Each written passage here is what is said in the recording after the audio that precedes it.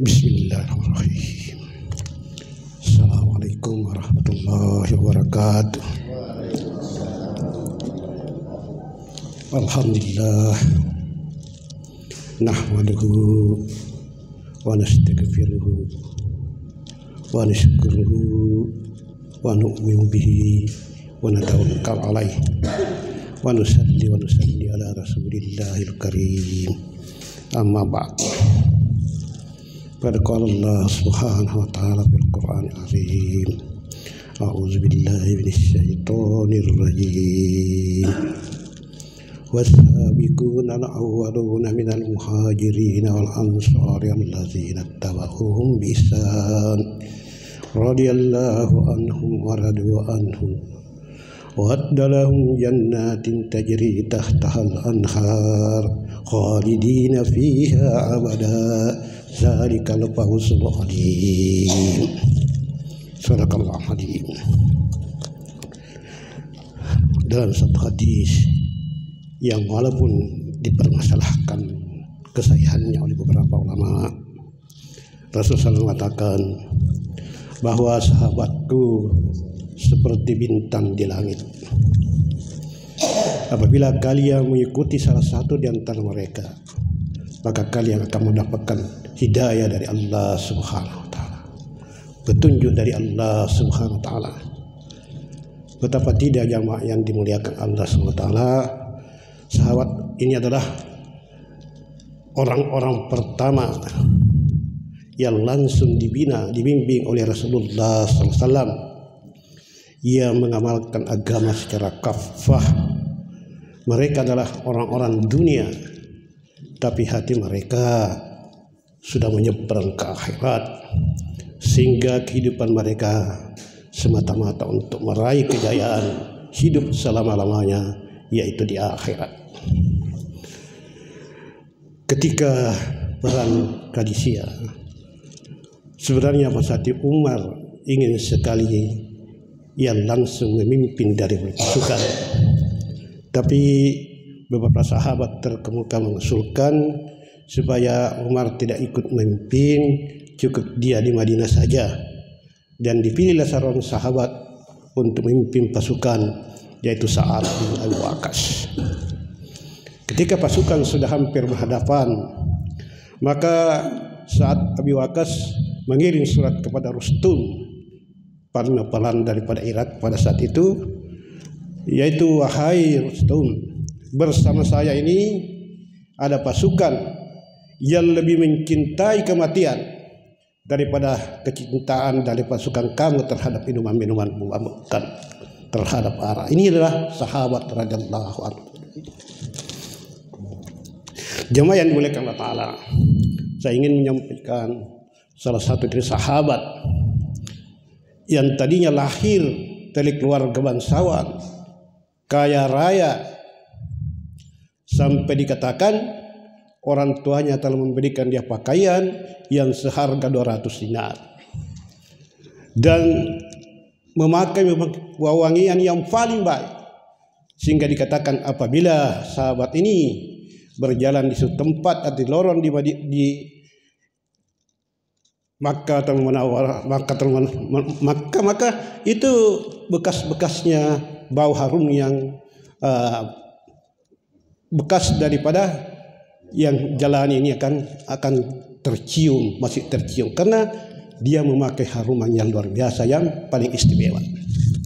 Saya akan bacakan beberapa kisahnya. Pertama, ketika dia dipilih oleh Rasulullah SAW menjadi duta pertama, yaitu ke Madinah untuk mengajari orang-orang Madinah agama. Ketika dakwah Rasulullah SAW di Mekah sangat mengalami gangguan dari orang-orang musyrik Mekah, maka beliau coba-coba ke Taif. Di sana pun beliau mendapat tantangan yang luar biasa, sampai beliau dilempari batu dan berdarah-darah sampai kaki beliau, sehingga begitu Allah SWT mengirim malaikat Jibril, dan malaikat Jibril memperlihatkan Rasulullah bahwa ada malaikat gunung yang siap untuk menabrakkan gunung-gunung di Taif sehingga orang-orang Taif ini semua mati. Tapi Rasulullah SAW yang Maha Kasih bukan seperti itu. Saya diutus bukan untuk musnahkan. Kalaulah mereka belum mau menerima Islam, maka mudah-mudahan kelak dari keturunan mereka akan mendapat hidayah Islam dari Allah SWT. Maka dikatakan bahwa yang memimpin penaklukan daripada Hindustan pada saat itu adalah seorang pemuda dari Taif, yaitu Muhammad Qasim, yang memimpin kurang lebih 10.000 pasukan untuk penaklukan daripada Hindustan. Ini jamaah yang dimulakan Allah Subhanahu wa taala. Saya akan bacakan ketika golongan pertama orang-orang Madinah memeluk Islam di Mina, baginda Rasulullah SAW mengiring Sayyidina Mu'az bin Umair radhiyallahu anhu pergi bersama mereka untuk mengajarkan agama di Madinah. Ia selalu sibuk dengan taklim dan tabligh di Madinah. Ia mengajarkan Al-Quran dan masalah-masalah yang berhubungan dengan agama.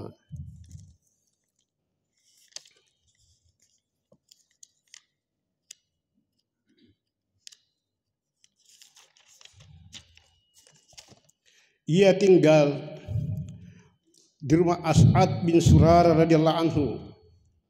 Sayyidina Mu'az bin Umair radhiyallahu anhu dikenal dengan sebutan Mukri, pengajar agama, atau sekarang diistilahkan yang ustaz. Sa'ad bin Mu'az dan Usaid bin Hudair adalah termasuk pimpinan suku di Madinah. Mereka tidak menyukai kegiatan para sahabat radhiyallahu anhum tersebut. Sa'ad berkata kepada Usaid, "Temuilah As'ad dan katakanlah kepadanya bahwa kami mendengar kamu telah membawa orang asing yang membuat orang-orang lemah kami menjadi bodoh dan sesat." Maka Usaid pun menjumpai Sayyidina As'ad radhiyallahu anhu dan menegurnya dengan keras. Sayyidina As'ad radhiyallahu anhu berkata, "Dengarlah dulu apa yang ia ucapkan. Jika kamu menyukainya, terimalah. Jika setelah mendengarnya kamu tidak suka, maka tidak mengapa kamu melarangnya." Usaid menjawab, "Ini adalah pendapat yang adil."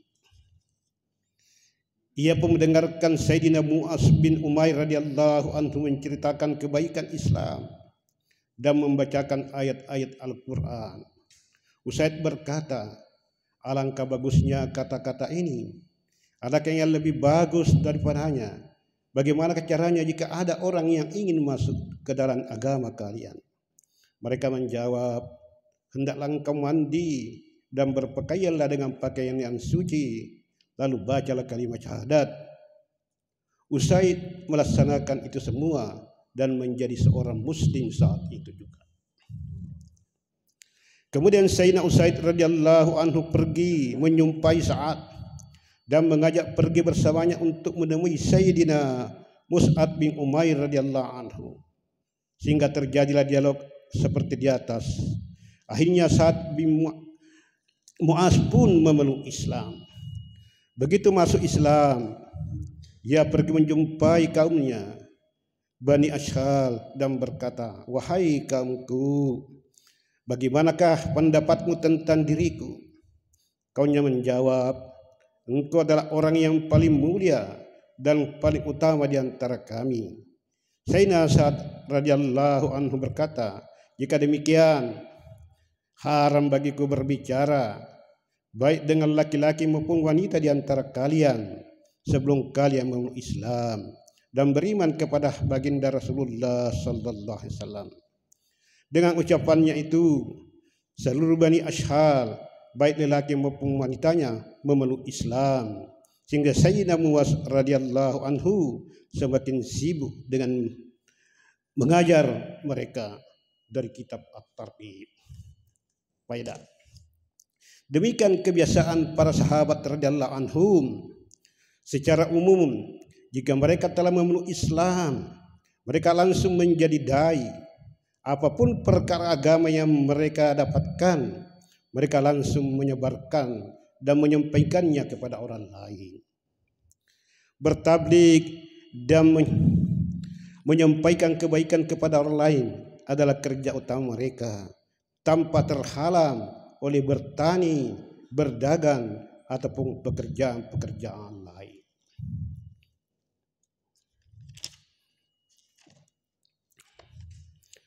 Kesyahidan dari Muaz bin Umair radhiyallahu anhu.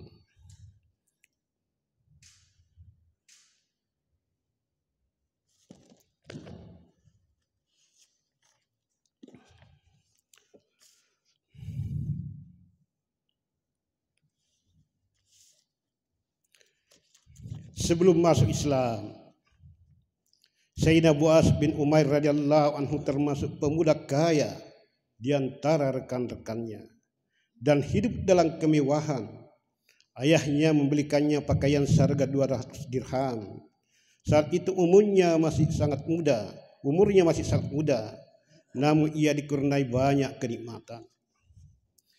Pada permulaan Islam, ia memeluk Islam dengan diam-diam dan keadaan tetap seperti itu sampai kemudian seseorang mengadukan dia kepada keluarganya sehingga mereka mengikat dan mengurungnya.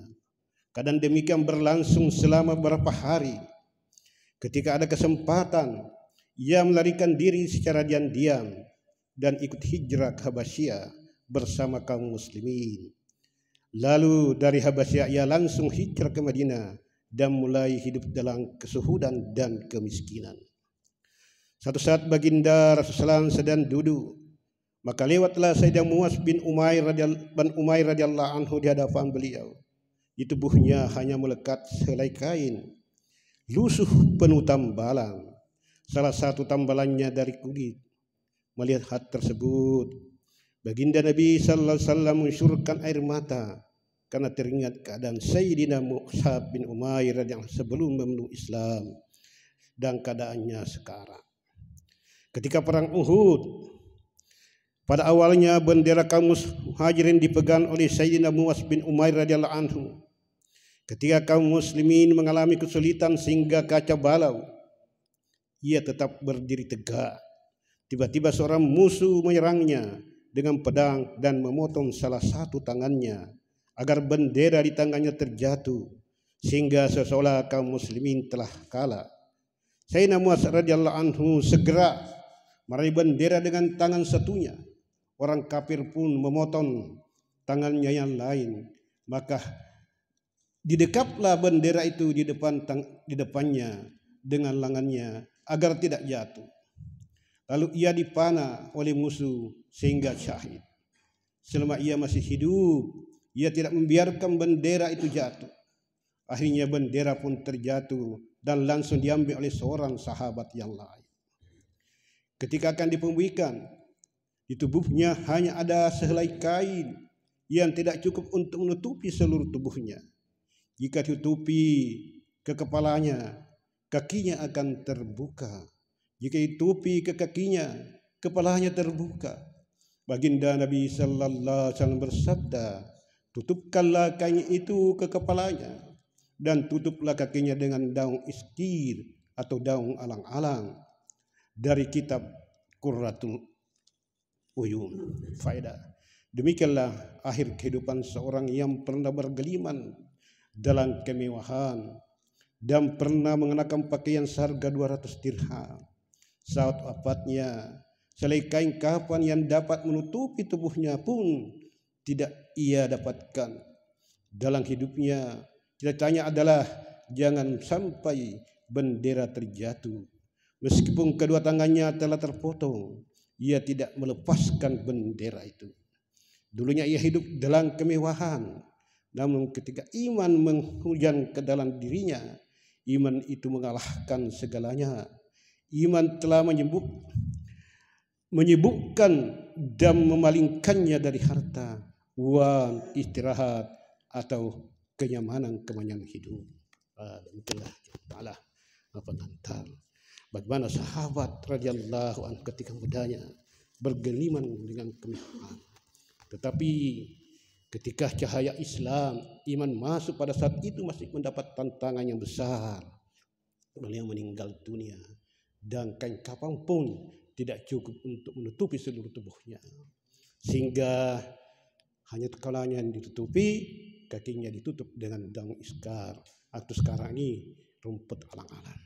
Bukan hanya dia jamaah ta'ala, bahkan paman baginda Rasulullah sallallahu alaihi wasallam Hamzah radhiyallahu anhu, penghulu daripada syahid di surga juga seperti itu.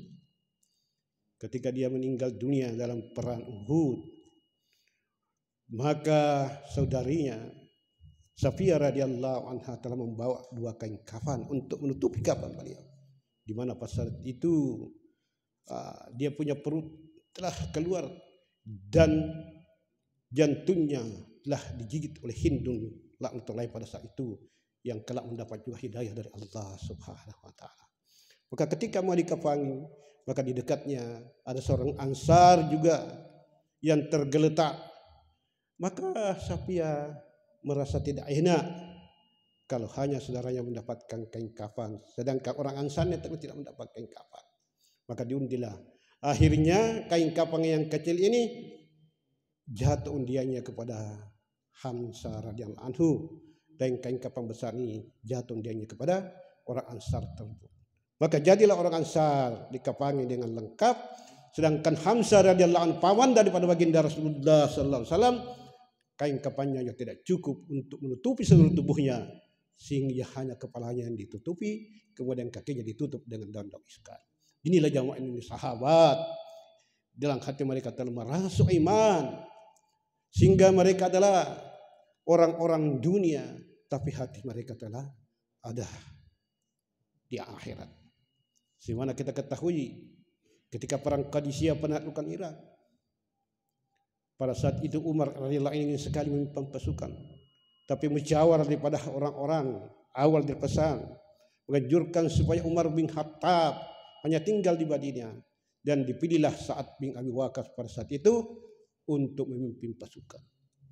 Ketika pasukan ini bertemu, maka Sa'ad mengirim surat kepada Rustum, panglima perang daripada Irak pada saat itu. Wahai Rustum, bersama saya ada pasukan yang lebih mencintai kematian melebihi kecintaan dari pasukanmu terhadap minuman-minuman yang memabukkan. Inilah sahabat radhiyallahu anhu. Ya, kita baca kisah ini sebagai penyelamat bagi kita, sebagai pengapa setidaknya tidak mampu kita mengikuti secara keseluruhan daripada kehidupan sahabat, tapi kita ikut-ikut sebagaimana firman Allah Subhanahu wa taala bahwa mereka telah reda kepada para sahabat Ansar dan Muhajirin, dan apabila kita ikut mereka, maka kita pun akan mendapatkan keridaan daripada Allah Subhanahu wa taala. Mudah-mudahan kita termasuk daripada orang-orang yang setidaknya berusaha untuk mengikuti jejak langkah daripada sahabat radhiyallahu taala, terutama pengorbanan mereka untuk mendakwakan agama ini, bahkan rela mereka bersusah payah demi untuk kejayaan agama. Jadi inilah sekedar pengantar yang saya bisa sampaikan karena keterbatasan daripada ilmu saya. Jadi saya mudah-mudahan apa yang kita dengar ini bisa menjadi motivasi bagi kita. Bagaimana agama ini kita bisa perjuangkan harta diri, bahkan sahabat dengan darah jiwa mereka ditopan oleh keluarga mereka, bahu-membahu demi tegaknya Islam. Insyaallah kita lanjutkan dengan diskusi.